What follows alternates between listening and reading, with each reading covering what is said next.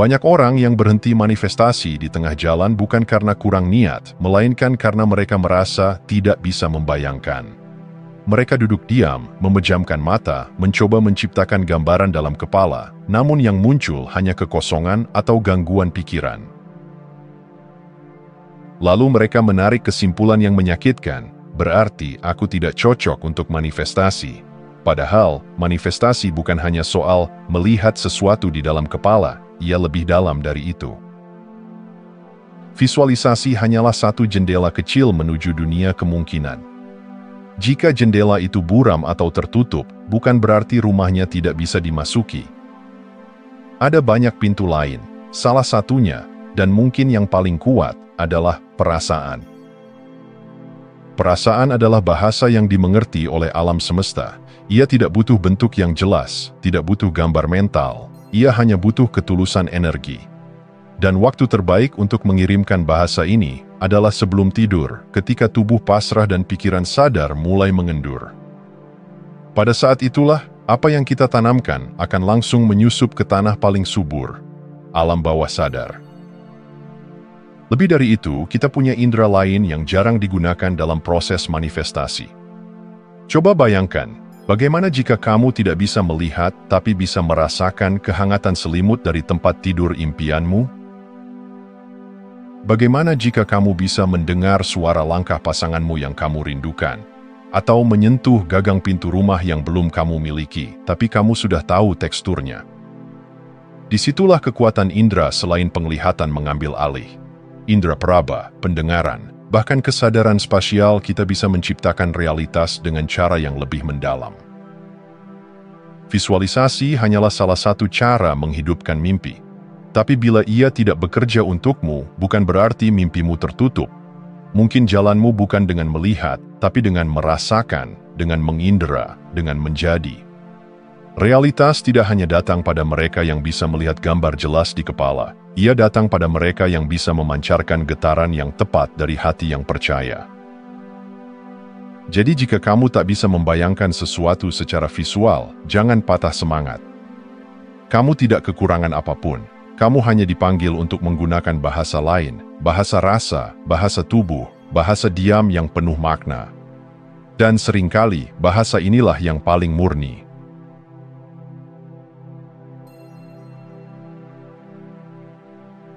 Ada sebuah celah kecil yang terbuka setiap malam, sebuah jembatan halus antara kesadaran dan ketidaksadaran. Ia tidak lama, tapi cukup untuk mengubah arah hidup seseorang.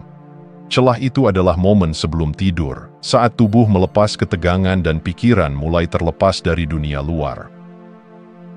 Disinilah banyak orang tanpa sadar menanamkan hal-hal yang sebetulnya tidak mereka inginkan. Mereka mengulang kembali drama hari ini, kegagalan, konflik, atau kecemasan tentang esok. Tanpa sadar mereka memahatkan emosi-emosi itu ke dalam jiwa mereka, dan ketika tidur datang, semua itu meresap lebih dalam, menjadi benih yang tumbuh menjadi realitas esok hari. Padahal, malam bukanlah waktu untuk menyesali hari, ia adalah panggung sunyi tempat kita bisa menyisipkan bisikan kehidupan baru ke dalam alam bawah sadar. Bukan dengan paksaan, bukan dengan afirmasi keras kepala, tapi dengan merasakan bahwa kita sudah hidup dalam realitas yang kita inginkan. Bayangkan ini, kamu sedang berbaring di ranjang yang sama, tapi bukan kamu yang lama yang berbaring di sana. Kamu adalah dirimu yang baru, yang sudah memiliki apa yang kamu doakan. Rasakan kelegaan, ketenangan, dan keintiman dari versi dirimu yang sudah sampai. Tidak perlu melihat gambar yang jelas, cukup rasakan bahwa kamu sudah sampai. Ini bukan tentang menghayal, ini tentang menanam vibrasi. Tidur dalam keadaan telah menerima, berarti membawa tubuh dan perasaan masuk ke dalam suasana syukur yang mendalam, seolah semuanya telah menjadi nyata. Dan justru karena kamu tidak lagi mengejar, kamu selaras dengan realitas itu. Otak pada fase sebelum tidur berada di gelombang theta, gelombang yang membuka jalan langsung menuju bawah sadar. Dan disinilah perubahan besar terjadi, bukan lewat kerja keras siang hari, tapi lewat kesadaran sunyi malam hari. Jadi, sebelum tidur malam ini, jangan biarkan pikiranmu kembali ke cerita lama. Arahkan dia perlahan, lembut, ke cerita yang kamu pilih. Jadikan tidurmu bukan sekadar istirahat, tapi ritual penciptaan. Karena dalam keheningan itulah, dunia batinmu berbicara paling nyaring dan semesta mendengarkan.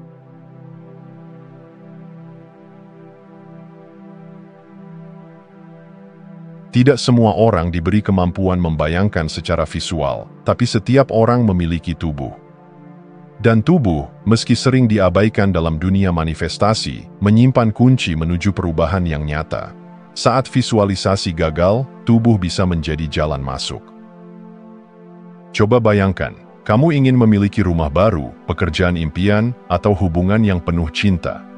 Tapi tidak muncul gambar apapun di benakmu. Kamu frustrasi, kamu merasa seperti gagal jadi pemanifestasi yang baik. Tapi disitulah kamu keliru, karena kamu lupa bahwa tubuhmu bisa merasakan jauh sebelum pikiranmu bisa membayangkan.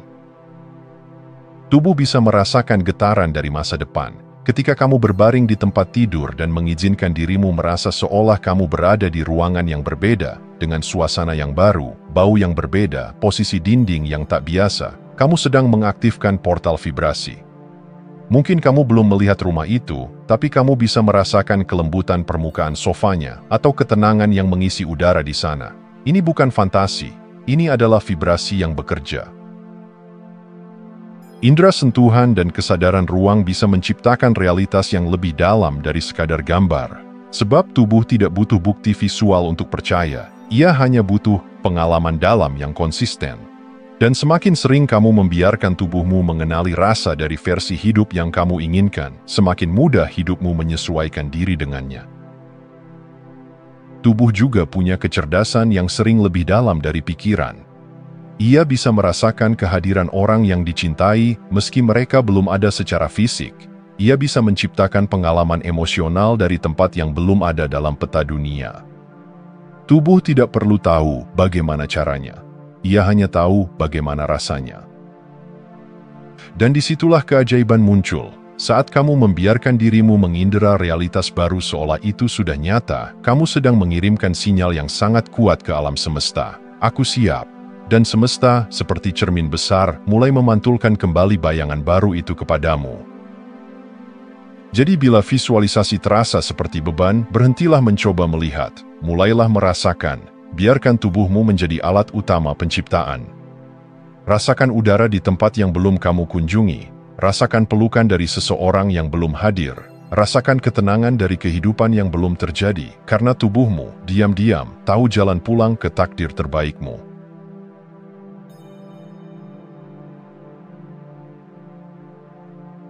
Di tengah kekacauan perang, ketika ribuan orang pasrah pada nasib dan takdir yang tak bisa diprediksi, Neville Goddard memilih sesuatu yang lain. Ia memilih kesadaran. Bukan sebagai pelarian, tapi sebagai alat nyata untuk kembali pada kehidupan yang ia rindukan. Neville tidak sekadar berharap atau berdoa. Ia tidak meminta dengan kata-kata. Ia menjadi. Di malam-malam yang dingin di barak militer, ia tidak melihat tembok kasar di sekelilingnya. Ia menutup mata, dan dengan sungguh-sungguh merasakan bahwa ia sedang berbaring di kasur rumahnya. Ia memperhatikan detil-detil yang tampaknya kecil, tapi sangat hidup. Posisi tempat tidur, arah jendela, kehangatan ruangan, bahkan bayangan dari cahaya malam yang jatuh ke dinding. Yang lebih penting, ia tidak hanya membayangkan tempatnya. Ia merasakan dirinya telah pulang. Ia membiarkan tubuhnya percaya bahwa rumahnya bukanlah barak militer, tapi tempat yang ia cintai. Ia tidur setiap malam dalam keadaan itu, bukan dengan rasa ingin, tapi dengan rasa sudah sampai. Dan apa yang terjadi setelah itu bukanlah kebetulan. Dalam 9 malam, ia dipulangkan ke rumahnya, sebuah keputusan yang sangat tidak biasa dalam konteks militer dan kondisi perang. Tapi bukan sistem yang memulangkannya. Kesadarannya lah yang memanggil kembali realitas itu untuk menemuinya. Cerita ini bukan sekadar inspirasi, ini adalah bukti nyata bahwa realitas luar bisa berubah hanya karena getaran batin yang teguh. Neville tidak menggunakan kekuatan pengaruh atau koneksi, ia hanya menggunakan satu hal, keputusan untuk merasa telah memiliki. Ketika kamu tidur dengan rasa kekurangan, hidupmu pun dibangun dari pondasi kekurangan itu. Tapi saat kamu tidur dalam rasa pulang, maka bahkan kenyataan pun mulai berputar untuk membawamu kembali. Alam semesta tidak menilai apakah kamu layak atau tidak. Ia hanya mencocokkan vibrasi yang kamu pancarkan, terutama saat kamu paling sunyi dan paling terbuka sebelum tidur. Kisah Neville bukan tentang keajaiban. Ini tentang ketekunan dalam dunia batin.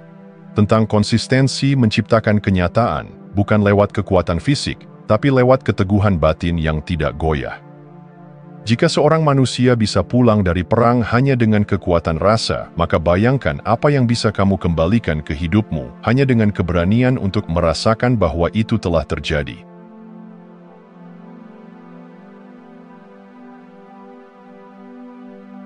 Kenyataan tidak dibentuk oleh keinginan semata, tetapi oleh asumsi yang teguh.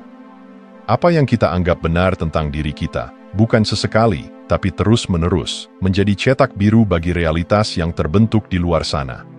Dan seringkali, kita bahkan tidak sadar sedang mengasumsikan sesuatu yang membatasi hidup kita sendiri. Jika setiap hari kita merasa bahwa kita tidak cukup baik, bahwa rezeki sulit datang, atau bahwa cinta selalu menjauh, maka alam bawah sadar menyimpan itu sebagai kenyataan internal, bukan karena itu benar, tapi karena itu sering diulang. Dan alam semesta, dengan netralnya, hanya mencocokkan pancaran itu. Ia tidak peduli apakah keyakinanmu menyakitkan atau membahagiakan. Ia hanya peduli seberapa teguh kamu memegangnya. Inilah sebabnya mengapa perasaan bahwa ini sudah terjadi adalah kunci. Saat kamu bukan hanya menginginkan sesuatu, tapi mengasumsikan bahwa kamu sudah menjadi seseorang yang memiliki hal itu, maka getaranmu berubah. Dan dari getaran itulah, realitas mulai menyesuaikan. Bayangkan kamu ingin menjadi seseorang yang hidup dalam kelimpahan, maka kamu perlu lebih dari sekadar berharap. Kamu perlu merasakan bagaimana seseorang yang hidup dalam kelimpahan bersikap, berjalan, berpikir, dan merasa. Dan kamu menjadikannya kebiasaan baru, bukan paksaan. Kamu memakainya seperti pakaian sehari-hari, bukan sebagai topeng, tapi sebagai kulit baru. Dan perlahan, tapi pasti, dunia mulai mengikuti. Orang-orang mulai memperlakukanmu berbeda. Peluang yang sebelumnya tersembunyi mulai muncul. Bahkan intuisi dan langkah-langkah kecil dalam hidupmu mulai selaras dengan asumsi barumu. Inilah hukum realitas. Ia bukan hasil dari kerja keras semata, melainkan dari identitas yang kamu pilih untuk dihidupi. Dan keteguhan dalam identitas itu jauh lebih penting daripada lamanya waktu atau besarnya usaha. Jadi, jika kamu ingin dunia luar berubah, ubahlah narasi yang kamu ulang di dalam. Tanyakan dengan jujur, siapa aku percaya aku ini? Jika jawabannya masih datang dari luka lama atau rasa takut, maka saatnya membentuk ulang dasar identitasmu, karena kamu tidak bisa melampaui dunia yang kamu anggap layak untukmu. Realitas adalah gema dari siapa kamu rasa telah menjadi, maka asumsikan versi terbaikmu, bukan sesekali, tapi sampai ia terasa seperti rumah. Dan biarkan semesta membuka pintu-pintu yang dulu tampak mustahil.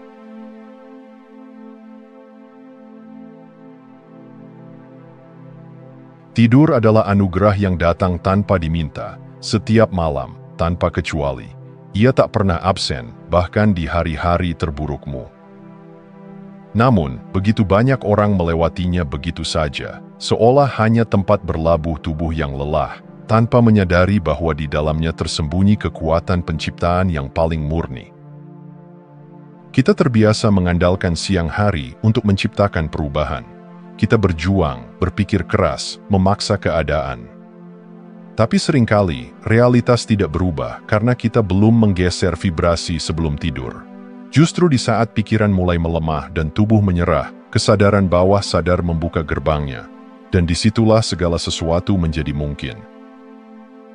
1 menit sebelum tidur jauh lebih berharga daripada 100 menit afirmasi saat bangun. Karena saat tubuh rileks dan dunia luar mulai memudar, apapun yang kamu rasakan di detik-detik terakhir sebelum lelap akan menjadi pesan yang dikirim langsung ke pusat pengendali realitasmu, bawah sadar. Dan di sana, ia tidak ditanya apakah itu benar atau tidak, ia hanya ditanam.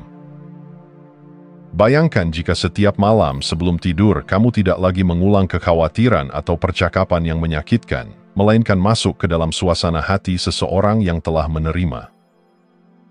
Seseorang yang telah dicintai, telah berhasil, telah menemukan jalannya. Rasakan bukan dengan logika, tapi dengan tubuh. Rasakan kelegaan, bukan sekadar mengulang kata-kata. Rasakan kepulangan. Kuncinya bukan pada satu malam sempurna, tapi pada pengulangan yang penuh kesadaran. Kamu tidak harus merasa yakin sepenuhnya. Cukup kamu masuk sebentar ke getaran yang kamu pilih, lalu ulangi, malam demi malam, lembut, sabar, konsisten. Seperti air yang terus menetes, hingga akhirnya membentuk aliran yang tak bisa dihentikan. Perubahan tidak harus datang dengan ledakan, kadang ia datang dengan keheningan, dengan rasa yang terus ditanam, malam demi malam, hingga alam semesta tak punya pilihan selain menyesuaikan.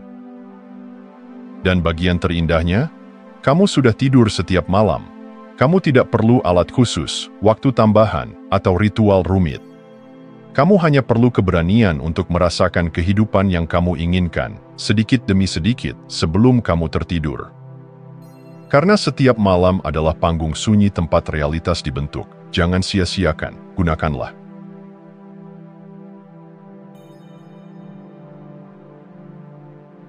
Segala yang kamu lihat di luar sana, relasi, pekerjaan, peluang, bahkan rintangan, bukanlah penyebab, melainkan cerminan. Dunia tidak bergerak berdasarkan apa yang kamu inginkan, tetapi berdasarkan siapa yang kamu rasa kamu ini. Dan batas itu ditentukan oleh satu hal, yaitu konsep diri. Konsep diri bukan sekadar citra diri di permukaan, ia lebih dalam. Ia adalah keyakinan diam yang kamu genggam tanpa sadar setiap hari. Seperti bisikan samar yang berkata, aku tidak cukup layak, atau aku selalu ditinggalkan, atau aku kuat, aku mampu, aku dicintai. Dan dari bisikan itulah hidupmu dibentuk, tanpa perlu kamu sadari. Kita tidak bisa menciptakan di luar batas siapa yang kita pikir kita ini. Jika kamu menganggap dirimu korban, maka segala sesuatu akan terasa seperti ancaman. Jika kamu percaya bahwa kamu tak pernah cukup, maka dunia pun takkan pernah memberi cukup. Tapi begitu kamu menggeser pusat identitasmu, bukan lewat logika, tapi lewat rasa, segala sesuatu ikut berubah. Dunia luar hanya mengikuti pemimpin utamanya, yaitu diri batinmu. Mengubah konsep diri bukan berarti memanipulasi pikiran dengan afirmasi kosong. Ia dimulai dari keberanian untuk melepaskan identitas lama yang selama ini kamu pegang erat, seringkali karena luka. Kamu mulai membayangkan dengan lembut bagaimana rasanya menjadi dirimu yang baru. Kamu tidak hanya membayangkan keberhasilannya, tapi cara ia berpikir, cara ia bereaksi, cara ia duduk dengan damai di tengah ketidakpastian. Dan saat kamu konsisten hidup dari getaran itu, bahkan sebelum ada bukti nyata, dunia luar mulai merespons. Orang-orang memperlakukanmu berbeda. Situasi yang dulu tertutup tiba-tiba terbuka. Kamu tidak sedang mengubah dunia dalam arti mengontrolnya. Kamu sedang mengubah titik pusat dari mana realitasmu terpancar, diri yang kamu pilih untuk percayai. Perubahan sejati tidak datang dari usaha keras di luar. Ia datang dari dalam. Dari revisi halus terhadap siapa kamu percaya kamu ini. Dan ketika kamu menyelaraskan diri dengan versi terbaikmu, dunia tidak punya pilihan selain ikut selaras. Itulah hukum getaran, bukan karena kamu memaksanya, tapi karena kamu menjadi sumber frekuensi baru yang tak bisa diabaikan. Jadi, jika kamu ingin kehidupanmu berubah, jangan mulai dari strategi, mulailah dari diri. Bukan untuk menjadi orang lain, tapi untuk pulang ke versi dirimu yang paling selaras dengan kelimpahan, kedamaian, dan cinta. Karena ketika dirimu berubah, dunia pun ikut mengubah wujudnya. Terima kasih sudah menonton. Jangan lupa like, komen, dan subscribe untuk dukung channel ini terus berkembang. Sampai jumpa di video selanjutnya.